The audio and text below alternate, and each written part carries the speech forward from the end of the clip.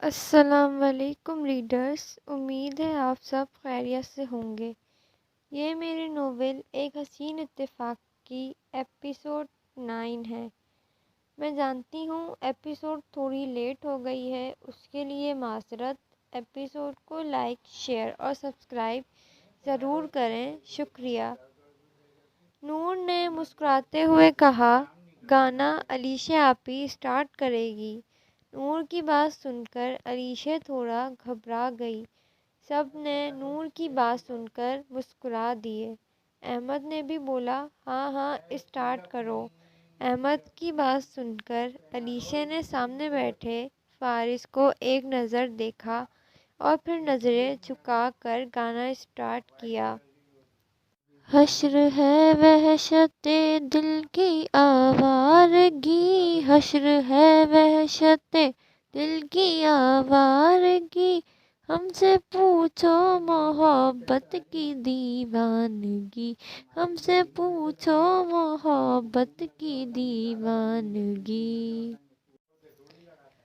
گانا گاتے ہوئے وہ ایک نظر فارس کو دیکھ لیتی۔ علیشا کے دل میں ایک خاموش پسند تھی، پر وہ ہمیشہ ڈرتی تھی فارس اس کو ٹھکرا نہ دے۔ چند لمحوں بعد وہ مسکرا کر رک گئی اور دھیمی آواز میں بولی، مجھے بس اتنا ہی آتا تھا۔ اس کی بات سن کر سب مسکرا دیے، پر فارس کچھ لمحے اسے دیکھتا رہا۔ فارس علیشا کو اپنی بہن سمجھتا تھا، پر نہ جانے کیوں آج علیشا اسے پہلے سے کچھ مختلف لگی۔ اتنے میں کبیر نے زور سے کھنکار کر کہا، بس بھائی، اتنی خاموشی کافی ہے، اب اگلا حرف یہ ہے۔ احمد فوراً گھبرا کر بولا، یار مجھے یہ سے کوئی گانا نہیں آتا۔ فارس ہنسی روک نہ سکا اور بولا، پھر تیار ہو جاؤ سزا کے لیے۔ یہ سنتے ہی پورا ہال ایک بار کہکوں سے گونج اٹھا، جبکہ احمد بے بسی سے سب کے چہرے کو دیکھنے لگا۔ پھر اچانک شرارت سے بولا، ایک منٹ، اگر مجھے گانا نہیں آتا تو کیا ہوا، میں اپنی جگہ کسی اور کو بھیج سکتا ہوں۔ کبیر نے فوراً بھویں اچکائیں، اوہ، اب یہ نیا قانون کب بنا؟ احمد معصوم سا چہرہ بنا کر بولا، ابھی ابھی۔ فارس ہنستے ہوئے بولا، چالاکی نہیں چلے گی، اپنی باری خود پوری کرو۔ یہ سن کر احمد نے ڈرامائی انداز میں لمبی سانس لی اور بولا، لگتا ہے آج تو میری عزت کی دھجیاں اڑنے والی ہیں۔ اس کی بات پر ایک بار پھر پورا ہال ہنسی سے گونج اٹھا۔ احمد ابھی بھی بہانے سوچ ہی رہا تھا کہ اچانک فارس خاموش سا کہیں کھو گیا۔ کبیر نے حیرانی سے اسے دیکھا، پھر ہنستے ہوئے اس کے کندھے پر ہلکی سی چت لگا کر بولا، اوئے ہیرو، کہاں گم ہو گیا؟ تیری باری غلط ہو جائے گی۔ فارس چونک کر ہوش میں آیا اور جلدی سے بولا، ہاں ہاں، میں سن رہا ہوں۔ کبیر نے کہکا لگایا، سن رہے ہو یا خواب دیکھ رہے ہو؟ احمد کافی دیر تک سر کھجاتا رہا، مگر اسے یہ سے کوئی گانا یاد نہ آیا۔ آخر کار اس نے دونوں ہاتھ اٹھا کر ہنستے ہوئے کہا، بھائی، میری یادداشت نے آج چھٹی کر لی ہے، میں بعد میں گا لوں گا، ابھی فارس بھائی ہی گا لیتے ہیں۔ یہ سنتے ہی کبیر ہنس کر بولا، واہ، پہلا بندہ دیکھا ہے جو اپنی باری بھی آگے پاس کر دیتا ہے۔ احمد نے کندھے اچکاتے ہوئے جواب دیا، عقل مند وہی ہوتا ہے جو وقت پر میدان چھوڑ دے۔ اس کی بات پر پورا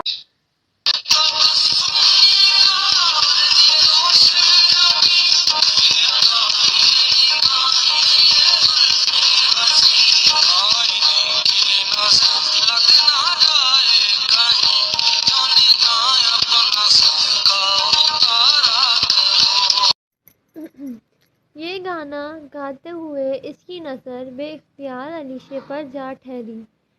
علیشا نے بھی ایک لمحے کے لیے اسے دیکھا، مگر فوراً نظریں جھکا لیں۔ فارس خود بھی نہیں سمجھ پا رہا تھا کہ وہ آخر یہ گانا علیشا کو دیکھ کر کیوں گا رہا ہے۔ گانا ختم کیا تو کبیر نے حیرت سے اسے دیکھا اور پوچھا، فارس، یہ گانا اچانک کیوں گا دیا؟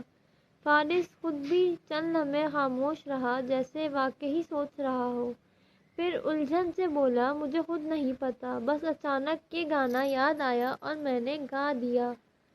کبیر نے اسے غور سے دیکھا، مگر فارس کے چہرے سے بھی اسے کوئی خاص بات سمجھ نہیں آئی۔ آخر کار اس نے کندھے اچکا کر کہا، چلو چھوڑو، شاید بس گانے کا موڈ ہوگا، تو گا دیا۔ اتنے میں احمد ہنستے ہوئے بولا، ویسے ایک بات، تم نے گانا شروع سے نہیں، سیدھا بیچ سے شروع کیا تھا۔ فارس نے حیرت سے کہا، سچ؟ مجھے تو خود یاد نہیں۔ احمد نے فوراً کہا، واہ بھئی، گانا بھی ایسا کہ خود گانے والے کو ہی نہیں پتا کہاں سے شروع کیا تھا۔ یہ سن کر سب ہنس پڑے، جبکہ فارس بے اختیار مسکرا دیا۔ دوسری طرف وجدان خاموشی سے وہاں سے گزر رہا تھا۔ اچانک اس کی نظر سامنے کھڑی اس لڑکی پر پڑی تو اس کے قدم ایک لمحے کے لیے رک گئے۔ اس کے ہونٹوں پر وہی گانے کے بول آ گئے۔